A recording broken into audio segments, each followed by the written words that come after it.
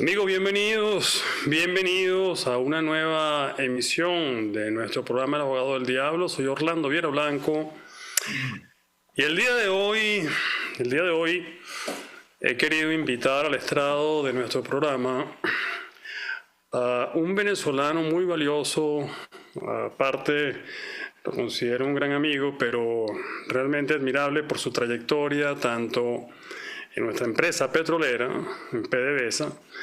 Fue expresidente de Palmaven, que era una de las filiales de PDVSA, pero también tiene un récord que quizá a él no es que no le guste, sino que simplemente es incluso un récord honorable porque ha sido el primer funcionario de PDVSA que fue, digamos, despedido por Chávez, hablando de fútbol, con un pito en la mano, de una manera realmente, vamos a llamarlo por ahora coloquial, por no decirlo de otra manera, ¿no? Le doy la bienvenida al estrado del Abogado del Diablo a nuestro querido ingeniero, expresidente de Palmaven, Eddie Ramírez. Eddie, bienvenido. Muchas gracias, Orlando. Un gran saludo a ti y a tu distinguida audiencia. Muchas gracias por invitarme. Eddie, eres un ingeniero venezolano típico que creció, se formó en democracia, se fue al exterior, estudió ingeniería, por lo que he visto en tu currículum, tanto en Estados Unidos, quiero decir en Inglaterra y en Costa Rica, ¿no? Después llegas y formas parte de PDVSA, presides Palmaven y de pronto vamos a empezar a repasar la historia. Eres objeto de este despido por parte de Chávez en el año, recuerdo, 2002, ¿no? Exactamente, el 7 de diciembre del 2002. Del 2002. Vamos a repasar un poco la historia. ¿Qué estaba pasando en este momento en Venezuela? Porque repasando esa historia, quiero ir poco a poco en el programa a tratar de pronosticar qué es lo que nos podría suceder hoy para no cometer los mismos errores. ¿Qué pasaba en ese momento en Venezuela? Refresquemos esto a la audiencia. Mira, el primer escrito, yo escribía en el Universal básicamente artículos sobre agricultura, que es mi formación básica, ¿no?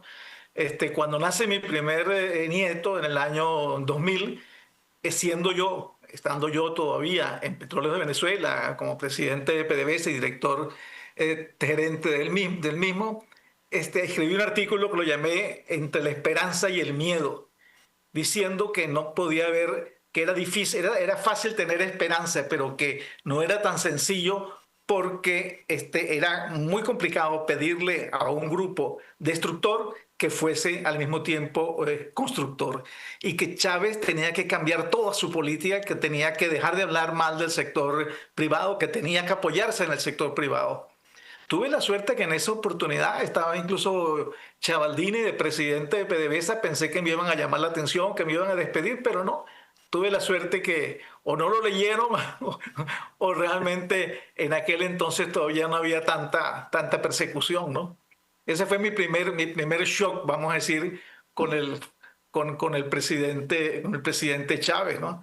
Después, cuando designa él al doctor Gastón Parra como presidente, en ningún momento no nos cayó bien, desde luego. Él era una persona que todavía tenía la mentalidad de los años 60, de la guerrilla castrocomunista de los años 60, pero cometió el gravísimo error de rodearse de 5 directores que no tenían ningún mérito, sino una simpatía política por el proyecto de Chávez, y eso obligó pues a los altos directivos de Petróleos de Venezuela y sus filiales a escribir en el Universal un manifiesto llamándolo Salvaguardemos a PDVSA, advirtiéndole a la ciudadanía que se estaba politizando la empresa y que eso era muy peligroso para la misma. Como consecuencia ¿Hay gente de petróleo? No, Gente del Petróleo nace después de... Ahí el 4 de abril del 2002, los trabajadores, sobre todo los firmantes de ese documento y además los delegados que se eligieron como consecuencia de ese movimiento, llamamos a un paro el 4 de abril, al cual se sumaron el 9 y el 10 Fedecámaras y la CTV. Entonces ahí fue cuando nos despiden a un grupo, nos reincorporan cuando Chávez regresa, y después que regresa nos damos cuenta, bueno, que hacía falta crear una organización que lograra una mejor conexión con el mundo, con el resto de la sociedad venezolana. Yo ese cortocircuito lo conocía muy bien porque yo venía pues de trabajar en el campo, en el medio rural, conociendo muchísima gente, y era evidente que los petroleros no lo hemos visto con simpatía, por decirlo menos, con el resto de la sociedad. Había un cortocircuito ahí. Entonces, como consecuencia de eso, dijimos, bueno, vamos a crear una asociación para tratar de armonizar un poco esa relación. Yo no participé. ¿Qué error consideras tú se cometió el 11 de abril? Eddie, recordando un poco aquella fecha de la salida de Chávez y su regreso. Bueno, básicamente que no se contaba con un buen apoyo político, ¿no?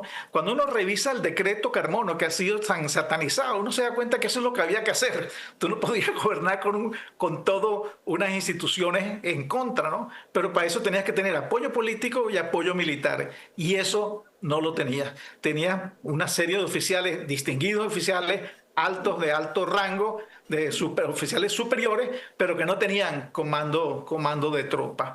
Eso y la falta de apoyo político determinó pues que se volteara la tortilla y se cometió el error, en vez de subsanar cosas, de volver a llamar a Chávez para que se encargara nuevamente del gobierno, lo cual fue un gravísimo error, pero... ¿Hasta qué punto, Eddie, ha sido recurrente en los últimos 27 años esa falta de unidad monolítica, sobre todo en lo político, para eventualmente lograr, digamos, la salida de este régimen? Mira, como tú sabes bien, aquí nadie habla de que no está con la unidad. Todo el mundo dice, sí, la unidad, hay que unirnos, etcétera, pero por debajo cuerda realmente se realiza. Uno está consciente de que hay muchas maniobras para tratar de torpedear esa unidad, o al menos para tratar de torpedear a quien pudiese encabezar esa unidad. Lo vemos ahorita con el caso de María Corina Machado, donde uno tiene la percepción de que hay algunos que están con ella, pero que preferirían pues dejarla de lado, ¿no? Eso siempre ha sido pues un problema que hemos tenido en todos estos años.